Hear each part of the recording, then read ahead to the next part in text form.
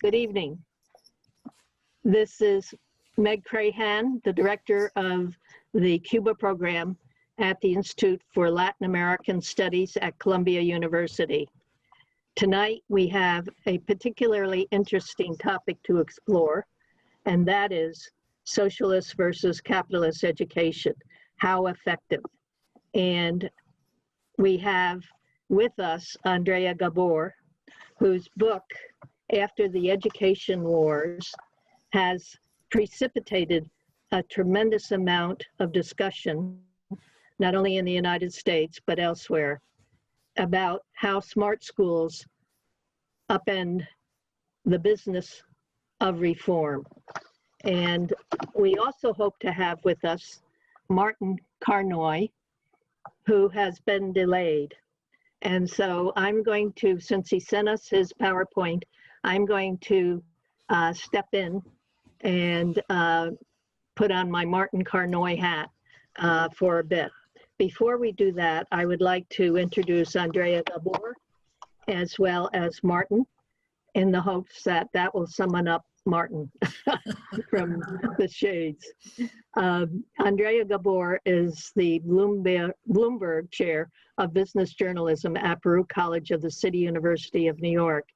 Prior to her joining the faculty of Baruch, Professor Gabor was an adjunct professor at the Columbia University Graduate School of Journalism, teaching critical issues in international economics. She also worked with a number of leading publications in the US, including Business Week, the New York Times, etc. And she also has published a number of books, including The Capitalist Philosophers, as well as the book that I just mentioned, that is After the Education Wars, How Smart Schools Upend the Business of Reform. Martin Carnoy is a professor of education and economics at Stanford Graduate School of Education. He has developed econometric models to test or measure the quality of education in not only Latin America, but also Southern Africa, as well as Western Europe. Among his books and publications are two about Cuba, namely Cuba's Academic Advantage, Why Students in Cuba Do Better in School, and also Cuba's Academic Performance in Comparative Perspective. We have, as I said, Martin Carnoy, one of our speakers, has been delayed. So he did send his PowerPoint, and we're going to review, I'm going to attempt to review that for you because there are some interesting materials within that. Next. Martin has done research in Cuba on a number of occasions, and he's been there at different time periods, including the 80s, the 90s, and the 2000s. During that period, he found that Cuban third and fourth graders scored much higher in reading and math skills on a 1997 UNESCO survey than pupils in other Latin American countries. I should mention that Martin has done research in Panama, Chile, Brazil, and amongst other countries. Cuban third and sixth graders also scored far above other Latin American students in a 2007 UNESCO survey. So that has given rise to the impression that the educational system in Cuba is relatively effective. The differences between Cuba and other countries cannot be explained by differences in observable socioeconomic differences, such as parents' education, or by observable differences in teacher characteristics, such as university education or teaching experience. Simple regression analysis suggests that the most important factor related to higher test scores in Cuba is state-driven social capital, much less classroom violence among students as in other countries, less wage work outside the home on the part of both parents and teachers, and more equal social class distribution of students among schools. In terms of qualitative analyses, interviews with administrators and teachers and videotapes of teachers teaching third grade math classes, for example, in Cuba, Chile, and Brazil, suggest the educational system these educational systems have differences, which may also contribute to higher student performance in Cuba. Next. Here we have a figure of Cuba and country raw math scores and scores estimated using Cuban family, school, and socio-political characteristics for Argentina, Bolivia, Brazil, Chile, Colombia, and Mexico. As you can see, Cuban math scores are consistent across the board in comparison to the other countries, namely Bolivia, Brazil, Chile, Colombia, and Mexico. Indeed, there's a considerable gap between the Cuban math scores and the math scores in the other countries. Next. Martin offers some clues why Cuban students perform better academically. One is the social setting is good for children, especially low SES school children. Schools are organized to be children's second family. Teachers are badly paid, which they complain about a great deal, but equally paid to other professionals. Curriculum, teachers, education, and schooling are organized centrally around well-defined goals. And that's a major contrast, obviously, to the US, where we do not have a set federal education system. Local governmental entities, communities, as well as states have a lot more to say.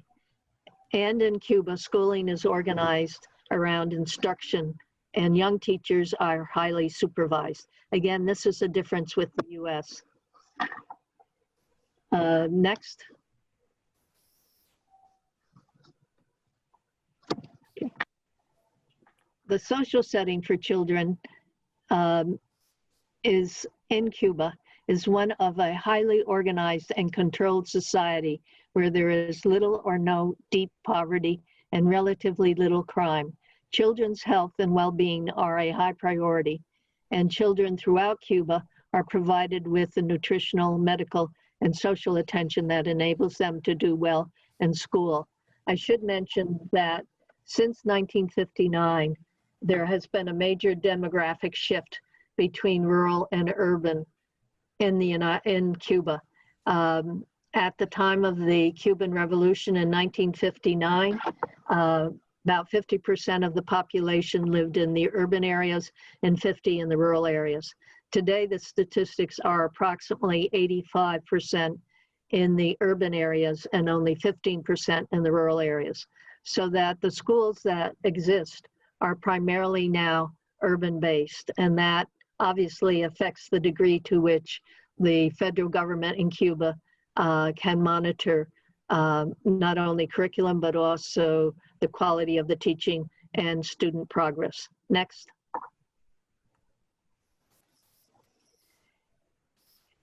As we mentioned before, schools in Cuba are organized to be children's second family. The emphasis on the family in Cuba, which was historically very high, continues to be so. And therefore, the school is part of the social control system. School is an all-day affair. The primary teacher is the surrogate parent. School is regarded as an extension of the family. And children rarely change schools because it is extremely difficult to change apartments or homes which are allocated to a degree by the state. Next. In terms of salaries, you do not have a big gap between professionals in Cuba. Teachers do not make that much less than lawyers, for example, or medical doctors in Cuba, as you would find in the United States. So teaching has not been a problem as in many developed countries with free markets. This is similar to teacher markets in some Asian countries, such as Taiwan, Korea, and Singapore, where teachers are highly paid, equal to highly paid professionals such as engineers. The Cuban and Asian lesson is to pay teachers competitively, and you can recruit people into teaching who are highly motivated. There are any number of surveys in the United States that indicate one of the major impediments to recruiting talented teachers in the United States is the low salaries in some educational systems. So even though teachers are badly paid in Cuba, because they are paid somewhat equally to other professionals, you don't have as much problem recruiting them, etc. Next. In terms of curriculum, teaching, training, schools are organized centrally. It is the federal government rather than the local government which determines curriculum, and it is essentially the same throughout the country with some minor adjustments. So schooling in Cuba is part of the overall hierarchically run state system. It is organized centrally. The high standard Russian math curriculum and the academic objectives which they use are clear, and the schooling bureaucracy is responsible for meeting these academic objectives. And teachers are trained in a relatively small number of highly controlled state-run teacher training institutions to deliver the national curriculum. So it's much easier to measure not only teacher effectiveness, but also student achievement. Next. Schools, as I've mentioned, are organized around instruction, and teachers, largely young, are highly supervised. Each school is organized around instruction, and there is much more supervision than in most school systems, including those in the US.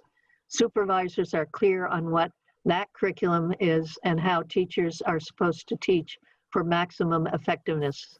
Teaching everywhere in Cuba is highly supervised during a long induction period. And almost all students in Cuba have similar opportunity to learn because of the similarities in terms of teacher training as well as curriculum. Next. What can be learned from this comparison?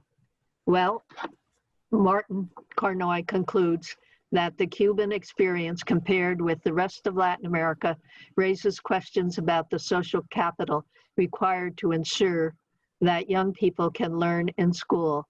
Violence, poor health, and disorganized social conditions guarantee poor learning in a significant proportion of the population in other countries. In stark contrast to Cuba, other Latin American countries deliver education very unequally to higher and lower social class students and to urban and rural students. The reasons for this is that the supply of well-prepared teachers is inadequate, and of that supply, teachers who teach in lower class and rural schools are on average badly prepared. Other Latin American countries need to solve the tremendous shortage of high content knowledge teachers. This has been documented not only by Martin, but by others in Brazil, for example. Next. What can be learned from this comparison? Number 3, teacher education in other Latin American countries is decentralized and autonomous universities, most of low quality. Carnoy's study raises questions about decentralized teacher pre-service education, and especially about the content of pre-service education. Good teacher education requires highly qualified or quality university courses combined with high quality supervised teaching practice. Cuba does this with practice-focused university training and high quality induction. Other Latin American countries have little of either. Next. What can be learned from this comparison? Number 5. Otherwise, good teacher preparation does not translate into high levels of student learning without a high standards curriculum that teachers know how to teach. And 6, the supervisory system must be effective enough to ensure that the curriculum is universally implemented. Next. A larger issue, democracy, the state, and schooling. This gets to the core of our webinar tonight. The ideal of good schooling was developed in the context of democracy, individual choice, and teacher autonomy. But has this ideal been realized in democratic societies, even highly developed ones? Teachers and parents have gained rights within the democratic capitalist state, but how have these increased the rights of low-income children to a safe, fulfilling childhood, replete with positive learning opportunities? How should the state represent the rights of these children? Can it do so without also taking away some of their rights as they become adults, parents, and workers? Next. This is the end of the slideshow, and it is the beginning of Andrea Gabor's own conclusions based on her study of the United States, but in the context of what we've heard from Martin Carnoy in a rather unusual fashion. Time for me to share my screen, Meg? Okay, give me a moment here. All right. First off, thank you for joining us this evening, and a big thank you to both Gretchen and Meg for organizing this evening. I know I just learned a lot from Marty via Meg, and you know, perhaps during the Q&A session, if we have one, we can sort of mix it up a little bit. So I somewhat facetiously entitled my presentation, Public Education, Bulwark of Democracy or Capitalist Tool, because of course the goals of education shouldn't be binary. The principal goal of schools in a democracy should arguably be the nurturing of an informed and engaged citizenry, right? But we also need to prepare students for a highly competitive and technologically complex world. So again, it's not binary. We have to do both of these things. But often in recent years, policymakers have treated this as though it were a binary question. Okay, let me see why this is not moving. Give me a second here. Okay, there we go. And I have to move. Oh, sorry about that, guys. All right. So public education was seen as an essential component of democracy by the founding fathers. I've included a few quotes here. There are many more. They really saw public education as being integral to democracy. But public education was much more than just a democratic slogan for them. John Adams, for example, enshrines public education into the Massachusetts Constitution. Massachusetts becomes the first colony to pass a law requiring that children be taught to read and write, and requiring every town to establish a public school. The Northwest Ordinances, which laid out the terms of admitting new states into the Union very soon after the United States was formed, required every town to have a public school and to lay aside 1/9 of its land and 1/3 of its resources to support public education. And following the Civil War, readmission of the Confederate States to the Union depended on including a right to education in their state constitutions. And by the way, much of what I've just told you about the Northwest Ordinances and the Civil War comes from an excellent new book by Derek Black, a constitutional scholar. His book is Schoolhouse Burning. And of course, in recent years, we have heard a lot of debate about whether or not the United States has a constitutional, whether or not Americans have a constitutional right to education via the US Constitution. And in 1973 Supreme Court case, the justices found that there is no right to education under the US Constitution. The case was called San Antonio ISD versus Rodriguez. But Professor Black and other scholars have argued that there is a de facto right because this right is guaranteed by state constitutions. So an interesting debate. So over the course of the century, business has increasingly taken center stage when it comes to education and educational goals. That became especially true in the 1980s as Chrysler's faced near bankruptcy as a result of what was considered an industrial competitiveness crisis. And in 1983, President Reagan commissioned a report on the US education system called A Nation at Risk, which laid much of the blame for what ailed American industry at the feet of unprepared workers, okay? Now we've subsequently learned that in fact, the American competitiveness crisis, what ailed American industry had much more to do with management problems than it had to do with workers. And this comes at least partly from the work of W. Edwards Deming, the great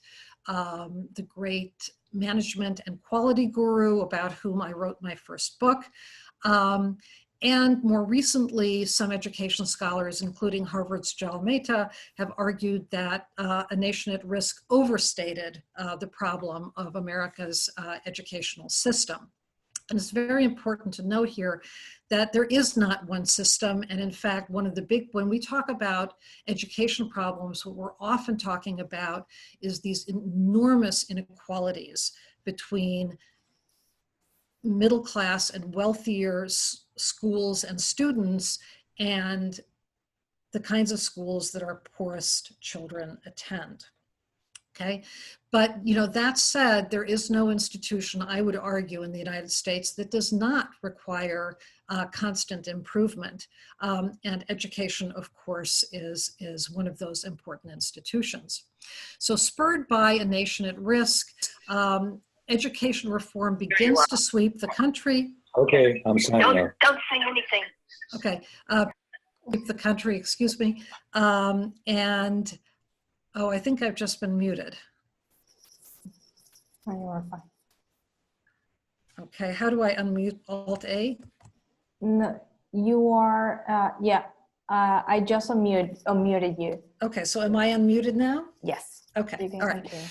So beginning with A Nation at Risk, we see an education reform movement sweeping this country across the states.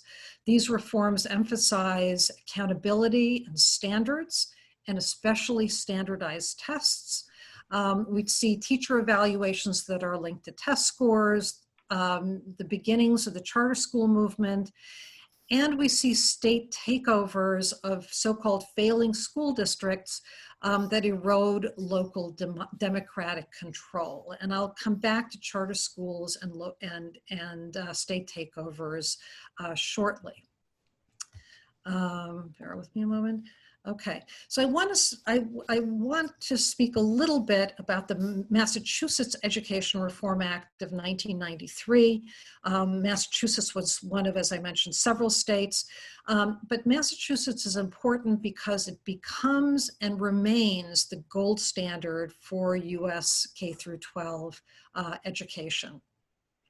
And so I think it's really the state that we should be looking to understand how really substantial improvement was achieved. So the Massachusetts Ed Reform Act is established on a three-legged stool. Very importantly, the state invests $1 billion in additional education funding, with much of that money going to the poorest districts. The state also, like many others, emphasizes accountability and establishes the so-called MCAS test, which is given in the 10th grade and becomes a graduation requirement. And the state also establishes a standard curriculum, and incidentally, both the MCAS test and the standardized curriculum, in the making of them and subsequently, they've been controversial, right? Because lots of people don't like standardized tests. What's not been controversial is that the MCAS test was considered one of the highest quality tests in the country. And the Massachusetts curriculum also was considered very high quality. What's also very important is that in developing this, reform strategy, you had input from rank and file educators, parents, union leaders, and business people. And in that sense, Massachusetts was also unique because it was a really collaborative effort. I should also mention that the Act included a tight cap on charter schools and a very well-funded effort to blow the cap off in 2016 in a referendum failed miserably. 2/3 of Massachusetts voters voted that they wanted to keep the cap. And, you know, again, what you had in Massachusetts was this very robust balance between local and state control. And I might add, given the divisions that we see in our country today, that it was a thoroughly bipartisan piece of legislation. The governor at the time was a Republican, Bill Weld, and both legislatures were controlled by Democrats. Okay, so I realized this is very last minute, so it's a very, as you can see, my PowerPoints are not terribly sophisticated, and this is not a Massachusetts reading scores. This is actually a map of the United States, but I did want to pull up what the latest NAEP scores were, and of course NAEP is considered to be the nation's report card. And what you see here is that the darkly shaded states have performed significantly above the national average, okay? So Massachusetts in here is of course performing above the national average in reading scores for 4th grade. What you don't see here is that its score of 231 is the highest score in the nation, okay? Same thing in math. Again, darkly shaded areas are the highest performing ones, and Massachusetts with a score of 247 is the highest in the country. What's important here is that this is 2019, the reforms were passed in 1993, so we see over 25 years of steady improvement and achievement. And even though Massachusetts, for a variety of reasons we can get into later if you wish, has actually suffered a number of blows since about 2010, its system has really endured. Okay, elsewhere in the country, we see privatization on steroids. Business people and philanthropists are having a major influence on education policy. The benefits of competition and markets are seen as key to education reform. And the vocabulary of business begins to infuse K-12 education. Consumer choice, return on investment, parents and children, families are seen as consumers, and school leaders are called CEOs.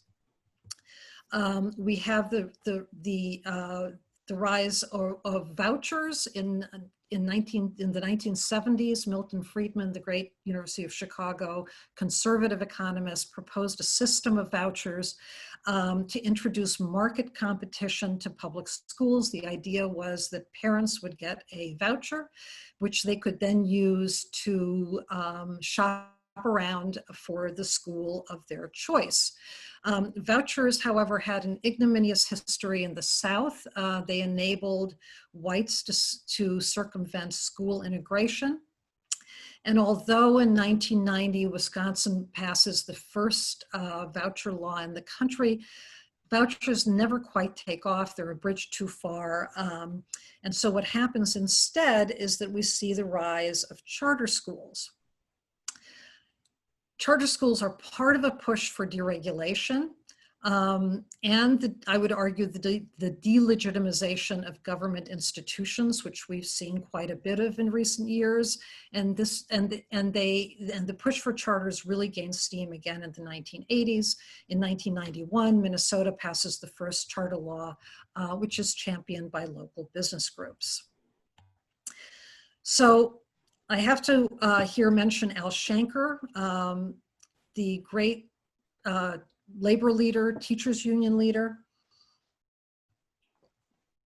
And Shanker was actually a great champion of charter schools. He saw these, at least in part, as a response to a nation at risk. But he saw charter schools a little bit differently. For him, charters were going to be experiments led by local teachers and parents who would be freed from local regulations and union rules, so they could try to come up with new innovative approaches to education. And then the idea was that the public education system as a whole, other public schools could learn from those experiments. Well, it never really worked out that way. Remember, Al Shanker saw this as very much an experiment within the public school system.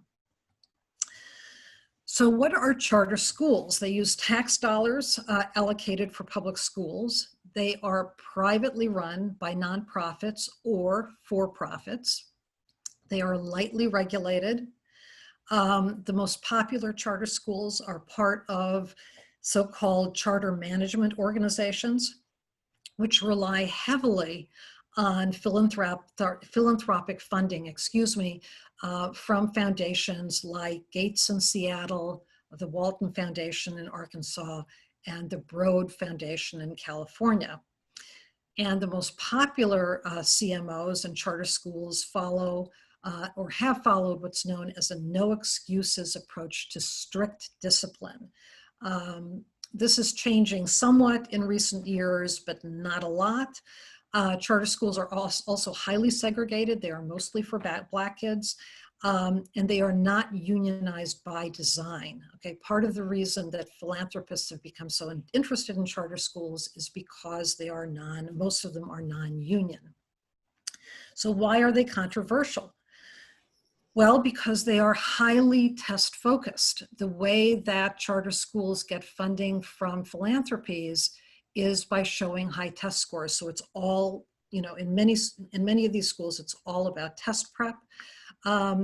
Charter schools have documented problems and have had for years with delivering services for the hardest to teach, most socially disadvantaged kids.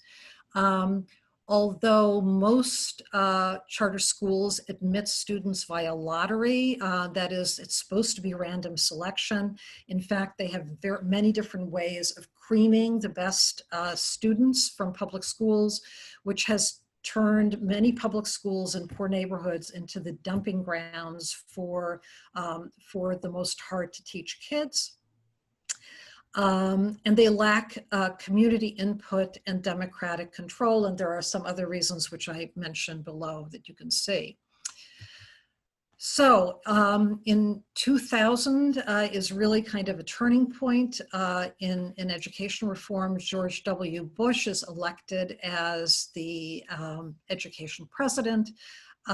His administration passes the No Child Left Behind Act, which dramatically expands the role of the federal government in education. So as Meg, when she was presenting Marty's presentation, noted that one big difference between the United States and Cuba and many other countries is that we're a huge country, we are a divided country, always have been to some extent, and there has never been this sort of central control. But in 2000, there are efforts to bring some control via, for example, annual yearly progress reports, which are demanded of schools and school districts. And again, these are test-based for the most part. There are other factors as well. Importantly, and this was a positive, under NCLB, there was for the first time real data on how disadvantaged students were doing relative to others. And new testing regimes were imposed for annual tests that were focused on English and math, okay?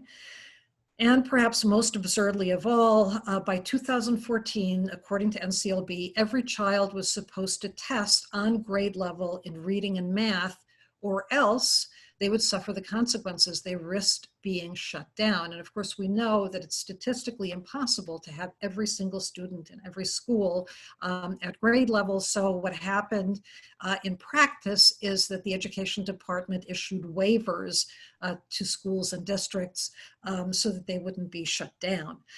So what you really had coming out of these reforms was a very test-based approach to education, and I would argue the tail wagging the dog. The Obama administration, well, there's not a lot of daylight between Obama and Bush education policies. Accountability, testing, school choice all still remain important. Big philanthropy, especially the Gates Foundation, plays a huge role. One of Obama's signature education initiatives was called Race to the Top. This was a competition among states for a finite pot of extra education dollars. But this came after, just in the aftermath of the Great Recession, so it becomes a zero-sum game in which desperate states who've seen their budgets eviscerated are desperately competing for a little bit of extra cash. And in order to get it, they are willing to take on these policies that the Obama administration and the Gates Foundation are pushing, including the Common Core, which was a standardized curriculum, expanding charter school options, and similar policies. So it's hard to overstate the influence of big philanthropy that is the influence of, for your Cuban viewers, billionaires, the influence that billionaires have on education policy in the United States over the last 2 decades. The foundations quadrupled their spending on K-12 education between 2000 and 2005 to $400 million. By 2010, the 15 biggest foundations spent over $800 million on education reform. And they focused most of their dollars on so-called jurisdictional challengers. This is a term coined by Joel Mehta at Harvard and Stephen Tellis at Johns Hopkins. In other words, on outsider organizations that directly challenge public schools. And chief among their beneficiaries was Teach for America and KIP, the Charter Management Organization. Okay, so in 2005, we have the great tragedy of Hurricane Katrina, in response to which Arne Duncan, President Obama's education secretary, said, "I think the best thing that happened to the education system in New Orleans was Hurricane Katrina." As you can imagine, he received a lot of blowback from that, but he was right in one sense. Because of the hurricane, local education reform advocates, big philanthropies, and outsider organizations descended on New Orleans, closed down the school system, fired the unionized teachers, and imposed the first all charter district in the country. And we could have a very interesting conversation about what the benefits and drawbacks of that were, but that's something that's still being debated all these years later. I don't know how many of our viewers remember this Time magazine cover. The lady with the broom is Michelle Rhee, who was the superintendent of schools in Washington, D.C., and the poster child for not just the education reform movement, but for the anti-teacher wing of the education reform movement. The broom symbolizes getting rid of all those awful teachers, right? So Meg was mentioning, again, channeling Marty Carnoy, how much respect Cuban teachers get. Well, it's safe to say that in the United States, teachers have been getting less and less respect. Teacher pay is a joke. In 2020, starting pay ranged from $32,000 per year in Oklahoma to $51,000 per year in New Jersey, well below the level of other professions with similar educational requirements. Ed reformers in many places have sought to deprofessionalize teaching. So one of the reasons why charter schools are controversial is that they have extremely high turnover. In New Orleans, for example, the average teacher spends less than 2 years in a charter school. And so they institute canned curricula to make it easy to replace teachers like widgets in a machine. So as a consequence, you've had a backlash. You've had the Red for Ed movement, which began about 2 years ago in both non-union and unionized states. And you have huge teacher shortages in states like Florida and Oklahoma. And incidentally, in my book, I do document the case of a Texas school district that is almost the size of New Orleans and has no trouble getting teachers because of how well it's managed. So, you know, again, a lot depends on how you manage these systems.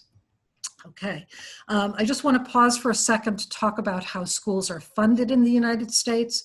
The vast majority of funding, as you can see from this chart, comes from state and local sources.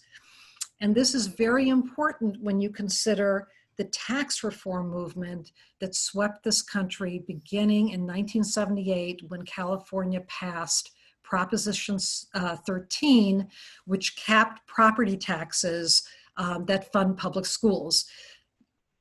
What California does, other states follow, and those tax reforms followed elsewhere in the country.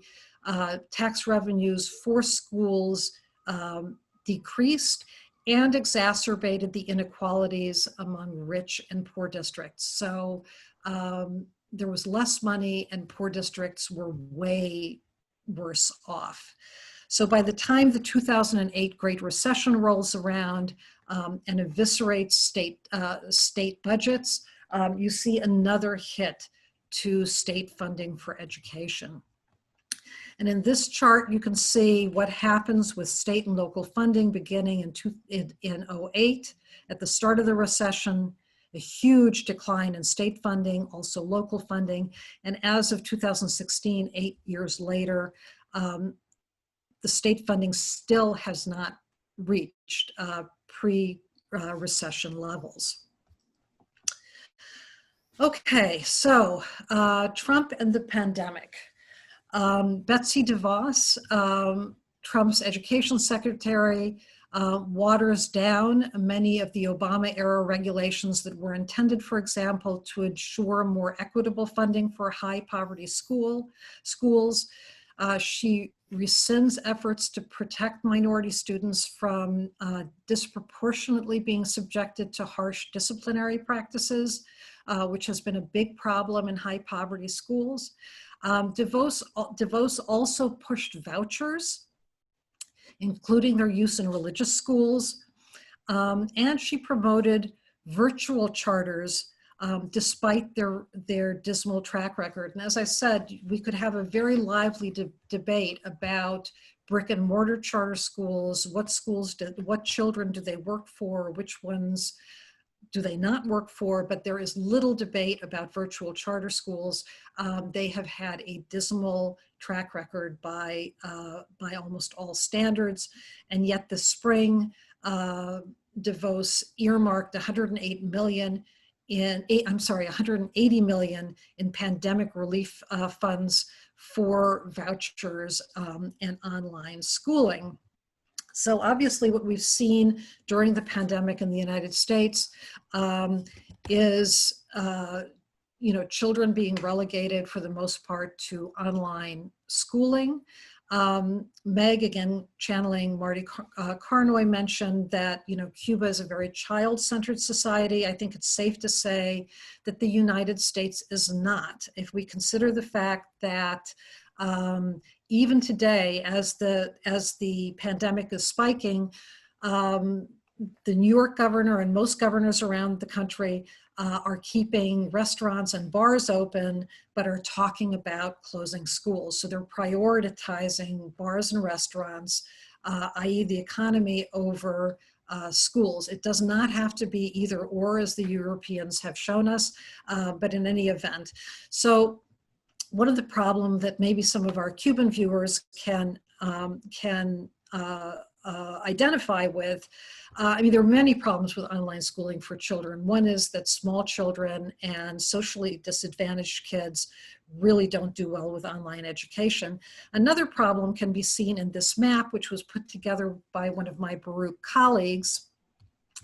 As you can see, the darkly shaded areas, okay, which is most of the country, are areas where children have minimal access to internet, okay? So here in the middle shaded area, which I think is the majority, 17.4 to 26.4% of kids have no access to internet, okay? In some areas, it's way worse than that. Okay, so some conclusions. Power is increasingly concentrated at the federal and the state level. Bush's No Child Left Behind and Obama's Race to the Top and their accountability regimes and incentive schemes have again increased federal control. The growing power of big philanthropy also concentrates power. And we haven't talked much about state takeovers of failing districts, but I did just want to mention a excellent study by Domingo Morel at Rutgers. He wrote a book called Takeover, in which he notes that state takeovers are primarily used by Republican governors to take over majority Black districts that advocate for more education resources and political power. In other words, it's being used as a way to disenfranchise these minority communities. So Morel has many other points to make, but I think that is one important takeaway. Another unintended consequence has been the death of civics.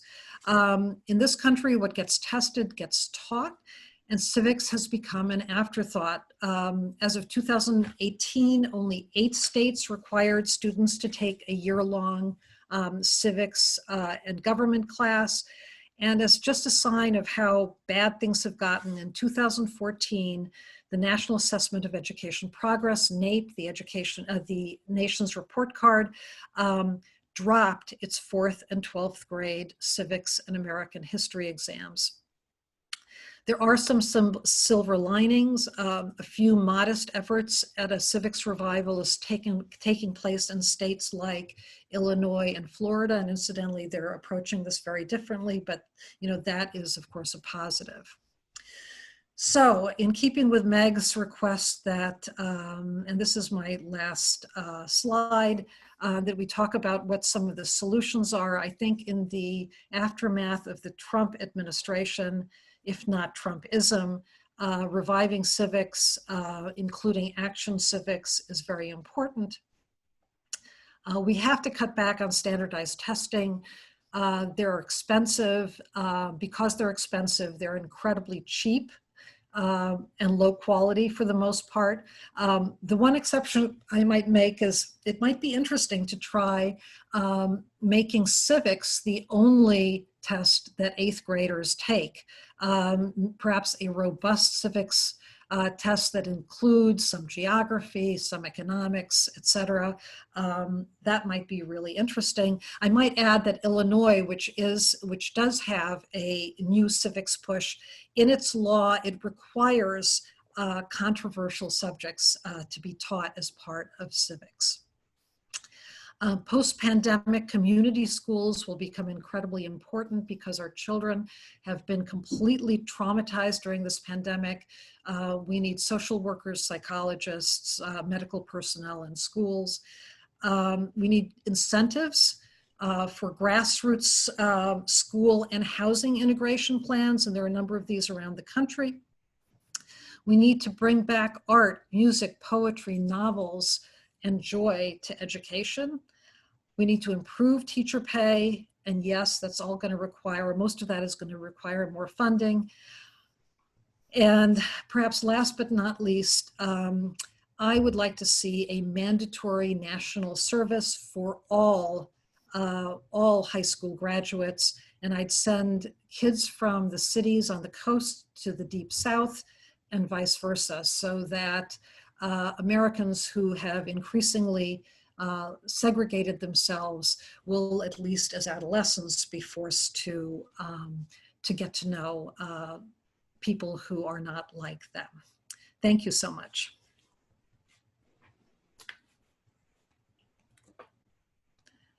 Meg, you're muted. Thank you, Andrea. That was terrific, and I greatly appreciate the expansiveness of your presentation. And as I mentioned previously, Martin Carnoy has joined us. I don't see his picture right now. There he is. We're going to begin with one question from me, and then we'll open it up to our audience. There seems to be some breadth between the effectiveness of centralized teacher training and curriculum in Cuba, et cetera, and in the very different system in the United States, the increasing centralization of educational organization, if you will, in the United States. So the question is, does centralized management, if you will, benefit the student achievement and teacher progress or not? So let's begin with Andrea, and then we'll go to Marty.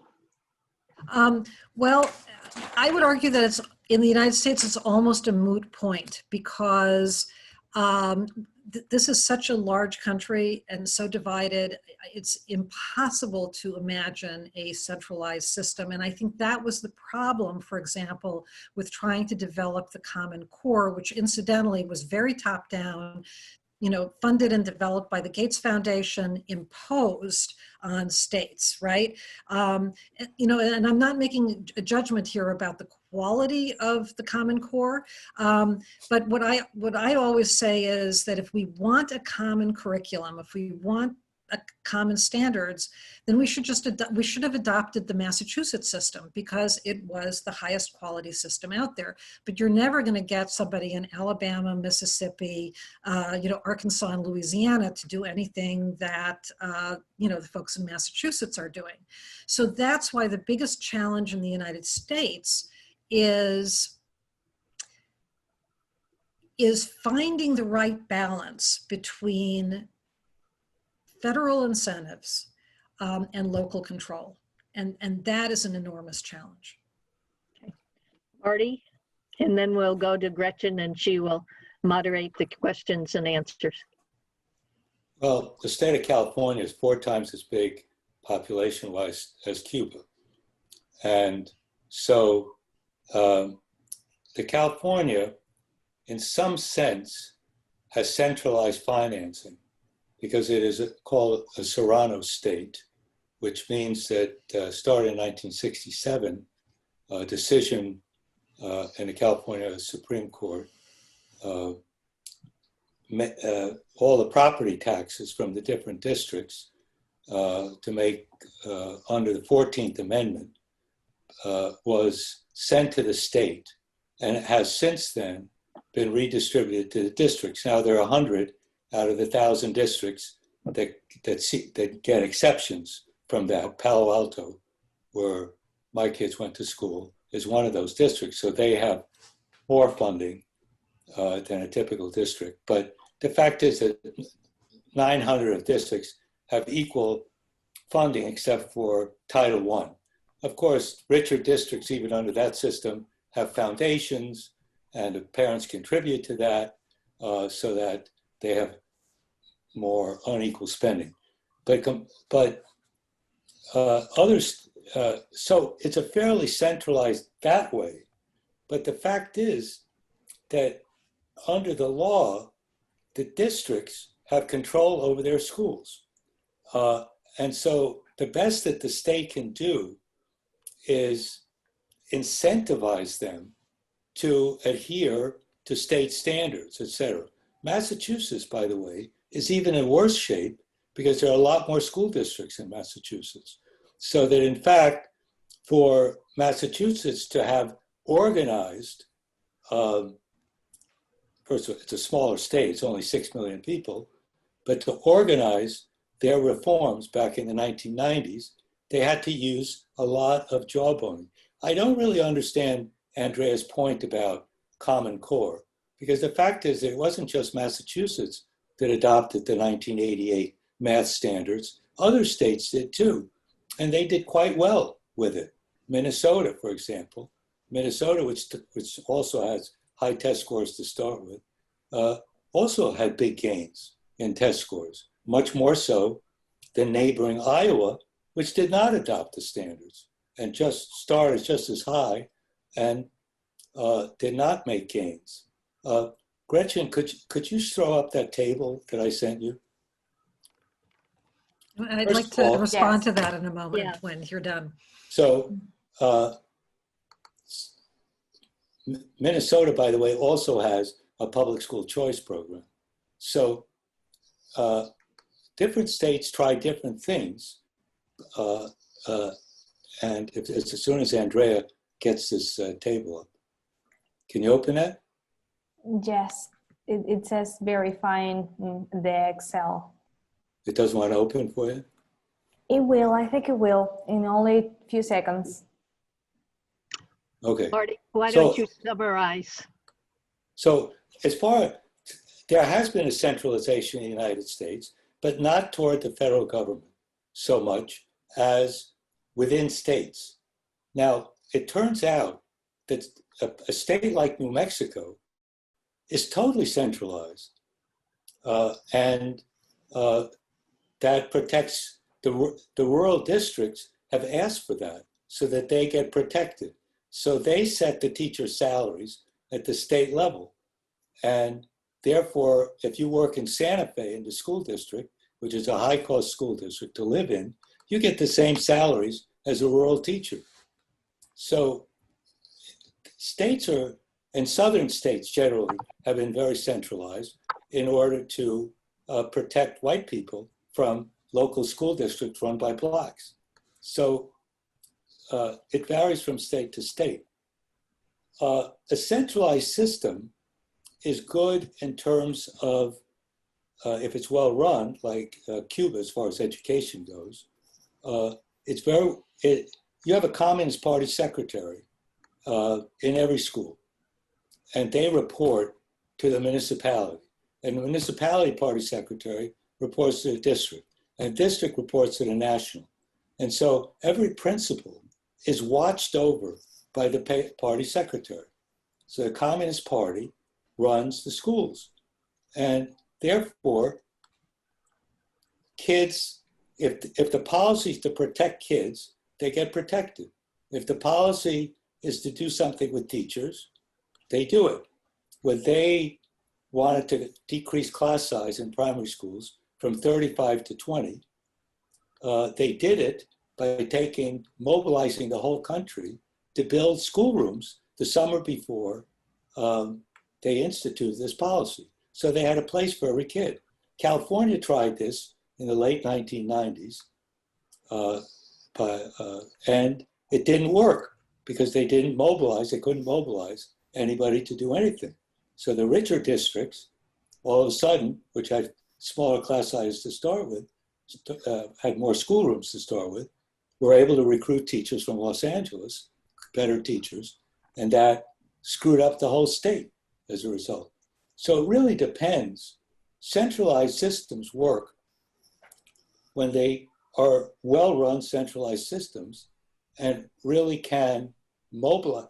Schooling is a very good kind of thing to do in a centralized fashion, because in fact,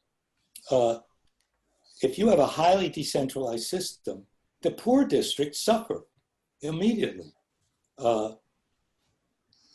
the majority in a poor district can basically, even a small group in the South, because the states ran the school systems, they didn't give any resources to Black people. You had to have the federal government intervene. First, Roosevelt intervened in 1940 with higher teacher salaries for teachers in Black schools. And then, of course, in the 1960s, the federal troops had to go there in order to integrate schools. So decentralization works for richer districts. They love decentralization because then they get to mobilize their resources. I went to a school district in New York State. Marty, we're going to have to wrap this up because remember you have to go teach. Yeah, but at I want to finish this point. Okay. I went to a school district in New York State, 20 miles away from New York City. Today, that school district spends $25,000 per kid. Okay? It's like a private school.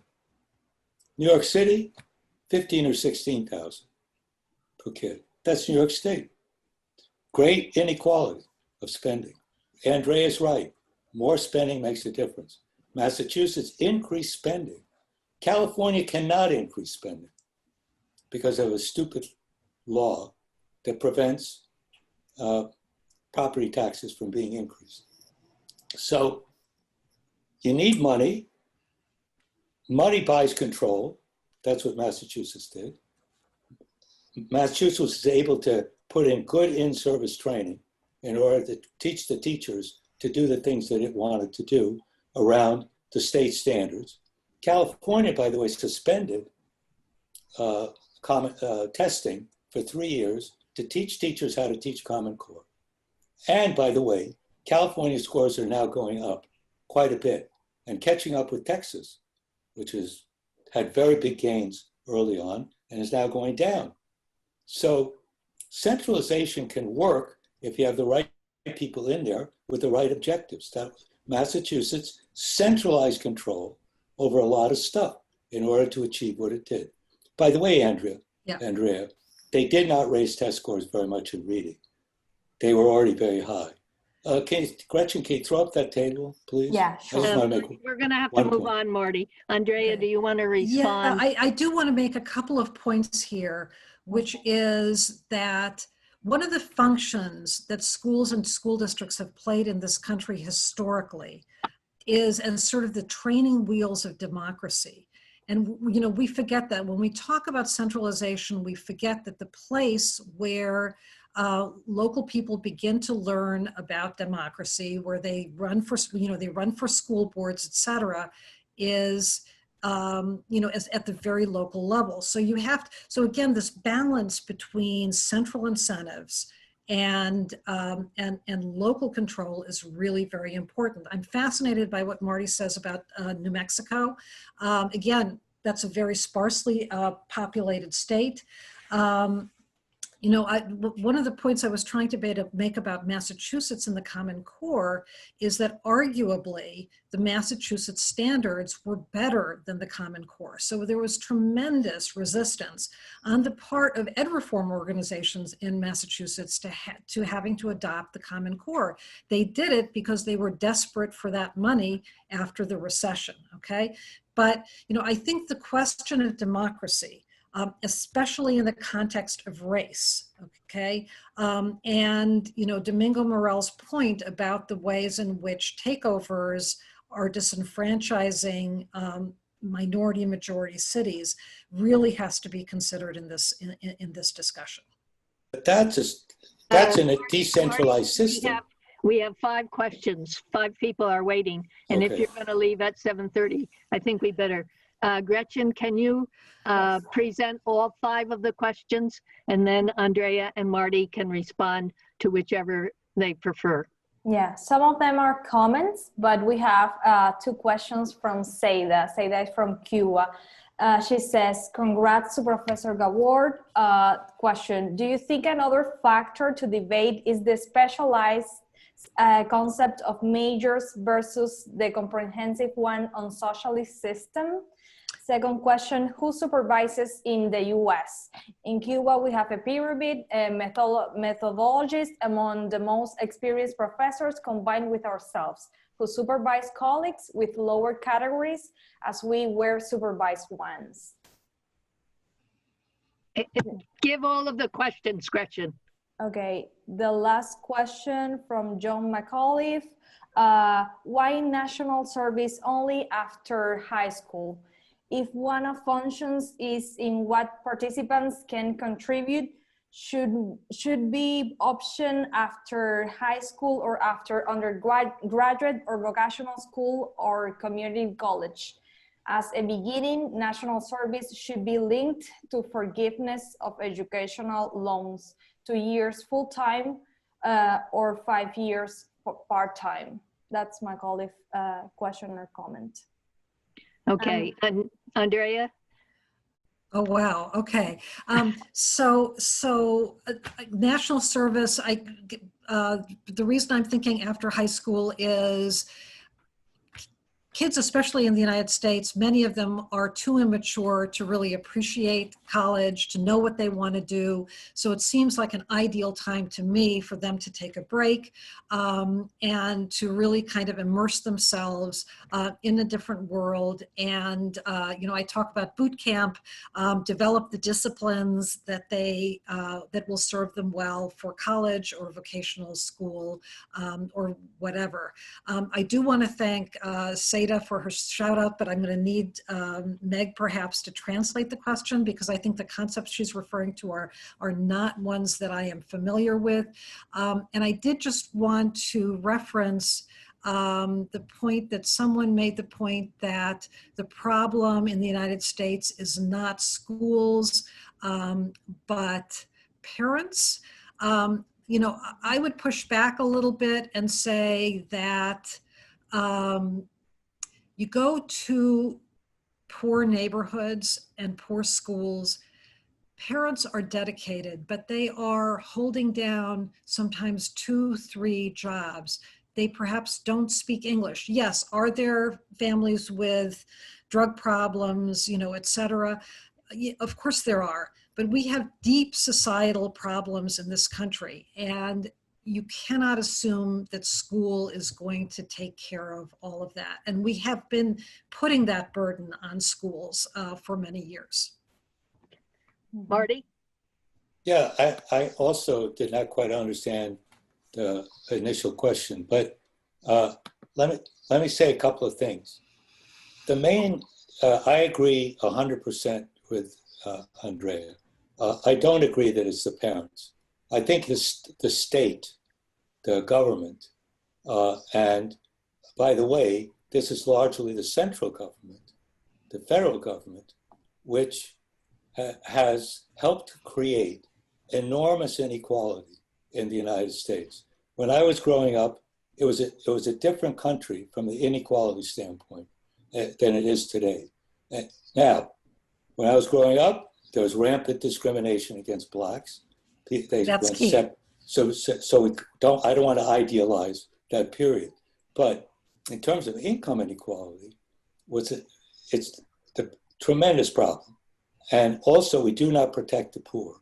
We have the highest child poverty rate in the developed world by far. So this is a serious problem. So it's a social problem. The federal government was helped to segregate housing in the United States after World War II. And a lot of the problem is spatial segregation. The schools are neighborhood schools and communities are segregated. So you're right, the schools face a host of problems which are not of their making. Kids come to the schools with big test score differences, and the schools do not exacerbate those test score differences. Kids actually come out with about the same test score differences that they went in, but they don't. It's impossible to solve those with low funding, badly paid teachers, and all kinds of other stuff that Andrea talked about. Despite that, some states have done better than others. And we should listen to a lot of what Andrea said about Massachusetts. And by the way, Texas at an earlier time did the same. And North Carolina still is one of the highest scoring states because of reforms they made. We know what to do with public schools. The other thing I agree with Andrea about the US is that charter schools and privatization are a complete diversion from actually solving the problems of schools. We know what to do in public schools. States have done it, and we should do what they did, and everybody will be better off. Mm-hmm. We have a comment from Janice. The US is a federation of 50 different countries, states. You cannot centralize too much. People need to own and understand their education. No centralized bureaucrat can secure individualized control, nor can it substitute family control and influence, but also is in providing role models. Well, tell that to Black people living in the South in 1960, that the federal government should not intervene in their lives. Tell that to poor people in states like Kansas and Republican-run states that don't want to give money to kids going to poor people going to schools. It's fine if it's a well-run state that's willing to do for education what it has to do. But a lot of the states are not well run, and a lot of the states discriminate against people in their states because they're minorities. So who's going to protect those people? Not the local school district. Decentralization is great when everybody agrees and you don't have a minority that's discriminated against. That's what you have to watch out for. In a highly unequal country, somebody has to protect the poor. And these states, many of them are not doing it. So what do you do? Mm-hmm. And that's true in every country in the world, by the way. Every federal country in the world has this problem. Yeah, you know, at this point, I totally agree with Marty. You cannot understand the challenges of education in this country without factoring in race. Yes, absolutely. And that is, and poverty, yes, and poverty. And that is, again, part of the challenge of this, of achieving this balancing act between, you know, central influence, incentives, control, whatever you want to call it, and local control. What are you going to do in West Virginia when the coal companies control the state, when very few people work for the coal companies? And what are you going to do? Leave it to people in West Virginia? Look at the conditions there. Mm-hmm. Okay, we have a question from Sayda. She says, Professor Carnoy, please, did you say that the Communist Party supervises schools? In Yes. US, we see very specialized majors in higher education. In Cuba, it's the opposite. Do you think that makes a difference?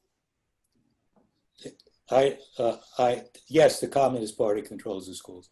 The second question is about majors in university. Specialized majors. People, excuse me, it's about people trained as higher education managers in the US. Does that make Nobody's trained as a higher education manager in the US. I think there is actually there are some new programs that are designed. Educational administration. In educational administration, yes. Right. Yeah. There are some new programs. Do they teach them Excel? That's what I want to know. I don't know. I need to learn that myself. I seriously doubt it. My wife got administrator credentials. She said the class was insulted by the level of instruction given. It had nothing to do with becoming a manager. It all had to do about learning arcane stuff about school law. Okay, that's necessary, but it doesn't train you to be a manager. There should be the equivalent of an MBA in educational administration, in which people learn to run companies. These companies are called schools and school districts. They should use test scores to manage the school districts. They should teach teachers how, they should give the information to teachers so the teachers can customize the education. They don't do that. We don't use any data in the school systems to actually make decisions. And I don't mean about testing teachers, doing value added on teachers to eliminate the bad teachers. I'm not talking about that. I'm talking about actually trying to assist teachers as you would assist salespeople in a company how to be better salespeople by you looking at their data, looking at what the better salespeople are doing, try to use that data. And if people can't learn it, they shouldn't be in the business. And that's exactly the same thing with teachers. You got to assist them. And there are places that are doing it. It's not a pipe dream. There are people in Cincinnati, they actually convince teachers to use data on cards to actually figure out what the kids in their class were not learning from the standardized curriculum. Well, you know, I would agree with what Marty's saying. I would want to point out that actually one of the districts I've written about, which is the Leander district in Texas, which I mentioned earlier, the size of New Orleans, is very data focused. Right. It actually models itself after the ideas of Deming, the quality guru. But very importantly, and I think this is, again, am I muted? Is that why you're fine. Okay. You're fine. So very importantly, they're not just using data, but they are also relying on, again, a collaborative, democratic, bubble up approach to getting teachers working together, including students often in sort of problem solving, et cetera.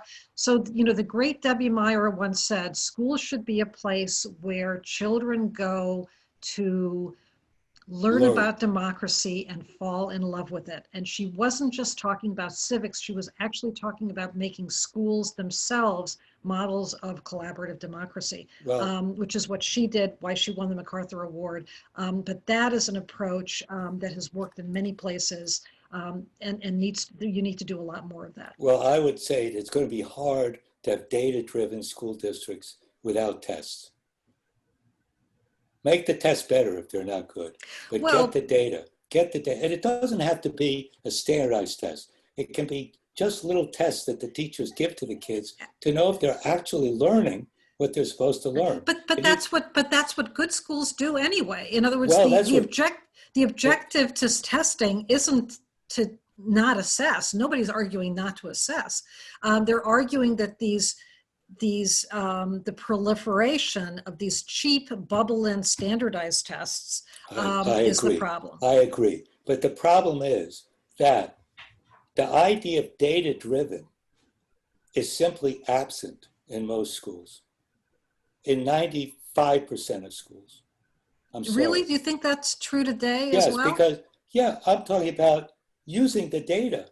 I have gone to schools after schools with computers sitting there way back in the 90s, when they had computers in the schools, big computers, with all these data.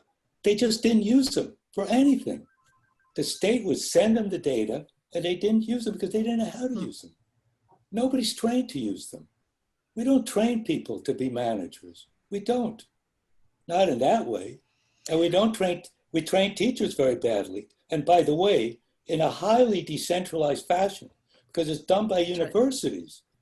The government has very little control over how teachers are trained in the United States and in most countries of the world. One of the big features of the Cuban system is that the government dictates how the teachers are to be trained in those pedagogical universities. And they're trained to be teachers.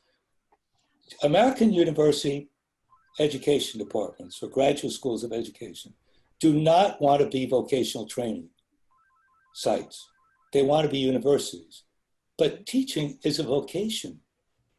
So the one thing that I would just maybe moderate in what you said is I don't think being data-driven is something that should be taught to managers, okay? If you look at the Japanese, they teach basic statistics. At the high school level, it is a fundamental skill that teachers are taught.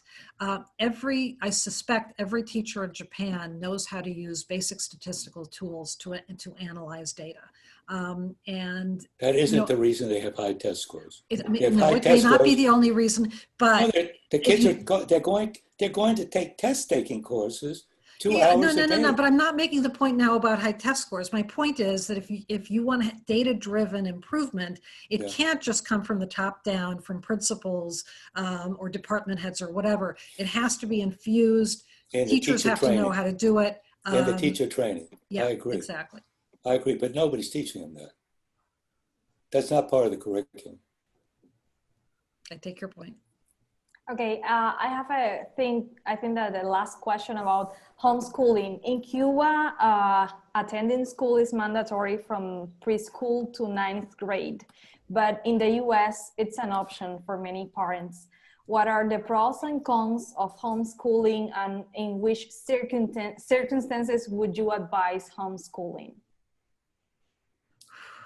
I have an opinion about this. I have data about this. 2/3 of homeschoolers, I think it's 2/3, maybe it's 60% of homeschoolers actually go online and get distance education from some school. They're not schooled by their parents. Okay, that's number one. So the parents that way get to choose the school. And most of these kids actually online with Christian schools. So that's the idea. So they stay at home, but because they don't want to go to their local public school. There's not a local Christian school, so they online with a Christian school somewhere and take their courses that way. And by the way, they're getting a civics education too. Not exactly the kind of civics education that I think Andrea is talking about, but they're getting civics education, and a lot of it. I don't know if they pass your test, but they would pass some test. So I don't know. It seems to me that I guess you want to centralize civics education, don't you, Andrea? You don't want to leave it up to the states. No, I'm if you haven't already gathered, I'm not super keen on big centralized efforts. And in fact, what's interesting, and I'm writing about this right now, is that the states that are now trying to revive civics are taking very different approaches. And some of the people I've talked to argue, some of them are in Florida, for example, very test focused, right? In Illinois, it's much more about argument, about diverse opinions, et cetera, and action civics.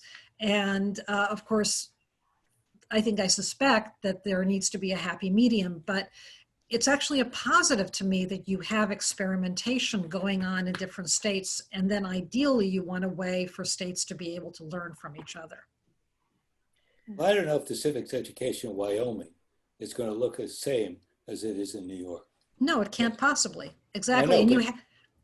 But what happens in a highly divided country like we have now, in which you have, let's speak frankly, that the Republican Party has become the anti-democratic party, right. And there's Democratic Party and anti-democratic party. So the question is, what kind of civics education is a state legislature, for example, in Alabama, going to pass in order to have the kids take serious civics education? I'm not sure what it's going to be. Okay, I would worry about it. Right. I don't know if it'll be pro-democratic in the same way that we talk about. I mean, they would talk about local control. That's fine. I'm not against local control. But what about local control with a certain set of values that discriminates against people? Right. I'm not sure about that either. Right. So the question is, it's the same as teacher education. Shouldn't you have national standards for what teachers are supposed to know and how the kind of teaching that they're supposed to learn to do? I think so. I don't think it should be left up. The teaching in low-scoring states is obviously not as good as the teaching in high-scoring states. That would be my guess, because teaching is so important. So I don't know what you do about that from a decentralized position. The Republican governor of Alabama tried to increase taxes so that they would have more money for schools and for other services. He was turned down. So Alabama has lousy services because people don't want to pay taxes. And so people in Alabama, rich people in Alabama don't care because as far as they're concerned, they're at the top of the heap anyway. So unless they want to go and try to get a job in Massachusetts, they're okay. So the point is, I agree with the person who said there are 51 systems in the United States. There's not one system.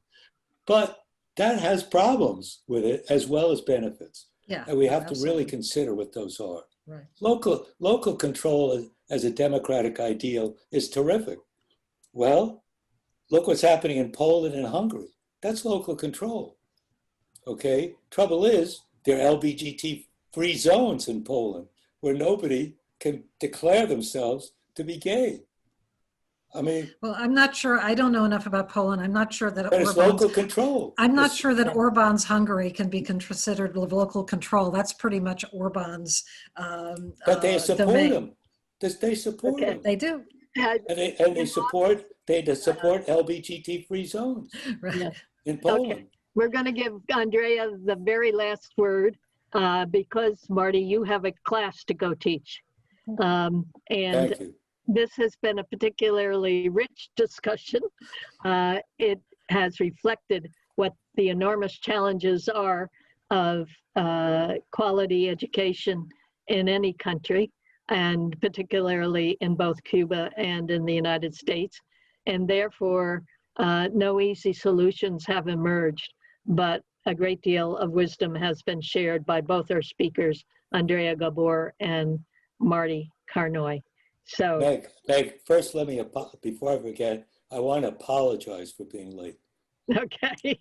My wife asked me a Medicare question in her Medicare that completely diverted me, and then I forgot about this 3 o'clock.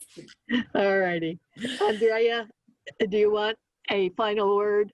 Well, I just really enjoyed this, and I just want to come back to civics. We're, as I said, we're living in the post-Trump administration, hopefully post-Trumpism, but civics is a necessity for a democracy. I think Marty is right. There has to be some kind of national standard, but I despair of the idea that we can impose. I think there has to be some balance, and maybe we start with the founding documents that every school child needs to know. Maybe we have a robust 8th grade civics test, and then some kind of localized requirement to, as Illinois is doing, to encourage debate, to train teachers to know how to manage debate, because that's a big challenge. In Illinois, that was the biggest sticking point. Rural Illinois is very conservative. The biggest sticking point in Illinois was that teachers wanted to make sure they knew how to manage that process. And action civics, I think, whether you're doing it in Louisiana or Massachusetts or New York, the idea that kids are getting engaged in their communities and trying to solve problems, I think is hugely important. Okay. Thank you, Andrea. Thank you, Marty. And special thank you to Gretchen, who heard on the technology, and also to our listeners. On December 1st, we will have a very exciting webinar on academic, sports, and ballet, etc., with experts from those 3 fields, both from the US and Cuba. So we look forward to hearing from you for December 1st at 6 p.m. Thank you again to everyone. Thank you, Meg and Gretchen. Thanks. Thank you. Bye. And Marty. Yes.